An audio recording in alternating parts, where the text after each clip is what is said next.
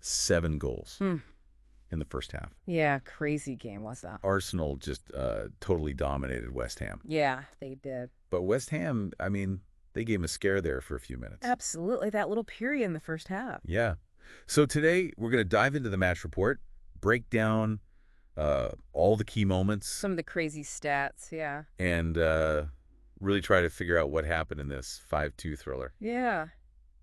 Sounds good to me. So, looking at the scoreline, you would think Arsenal just completely ran away with it. Yeah, you think it was total domination. But West Ham had actually been playing pretty well at home lately. Yeah, they were on a decent little run. 7 points from their last 3 games at the London Stadium. Right, so it wasn't like they were just a pushover team. No, not at all. They were in decent form.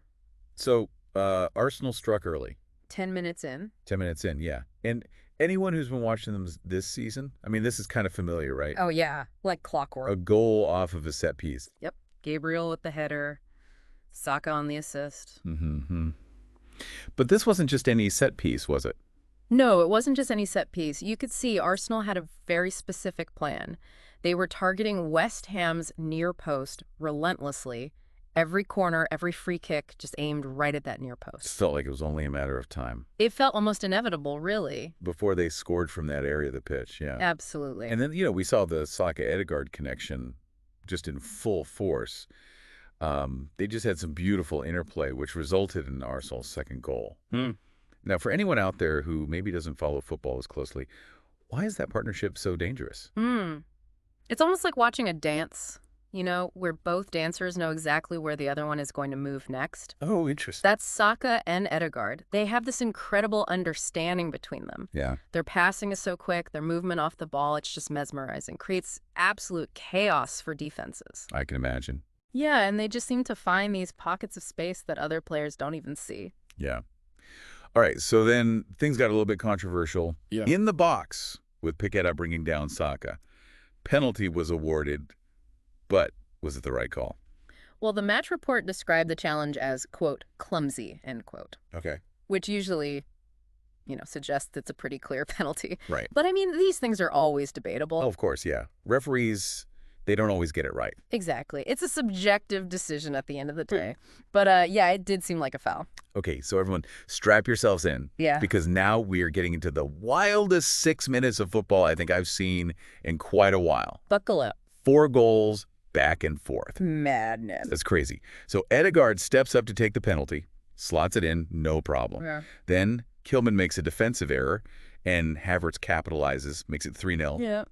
And you think at that point, game over. Right. You'd think that's it. But West Ham had other plans. They did. And this is where things get really interesting.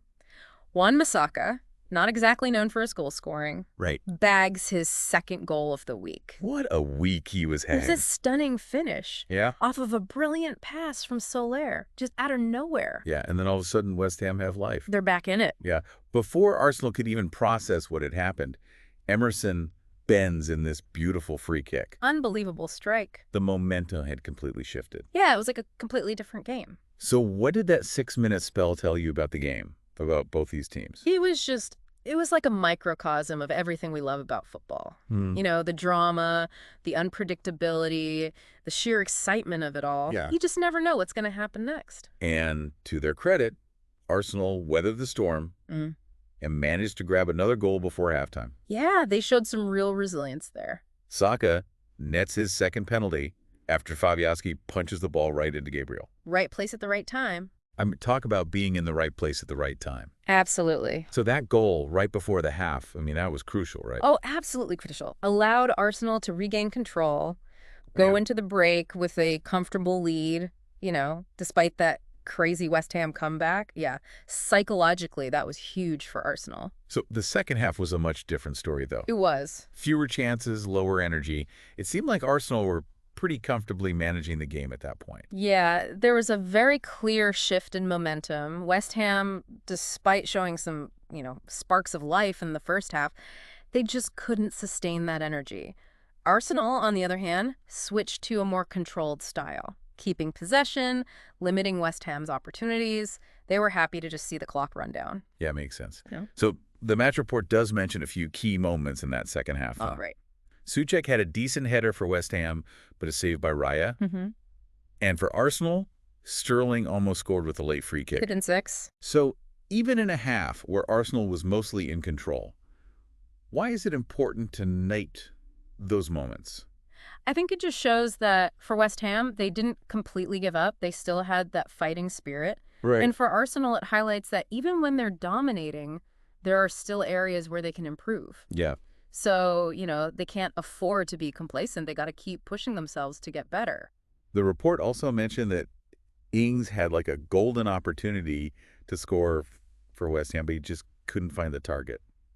So frustrating, when you're a striker and you get that one chance, but you just miss it. Oh, yeah, absolutely. Those missed opportunities, they can come back to haunt you, especially when you're chasing the game like West Ham were. Especially when you're down by a couple of goals. Absolutely. Every goal counts in that situation. Okay, so big picture time. The win puts Arsenal in second place, at least for now.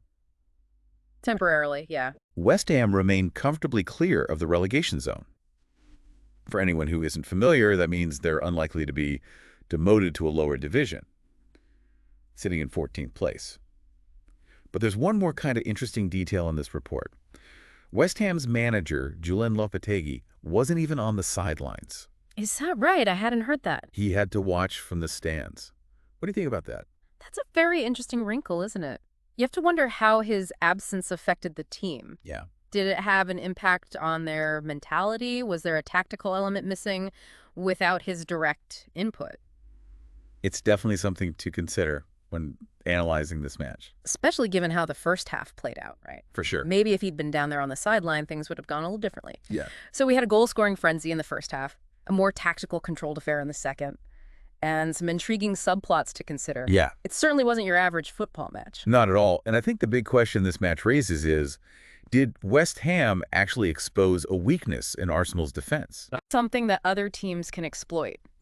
Or was that 6-minute meltdown just, a product of the unique circumstances of this match? Something to ponder as the season unfolds. Yeah. I guess we'll have to wait and see how the rest of the season plays out. Exactly. Well, I know what I'm doing tonight.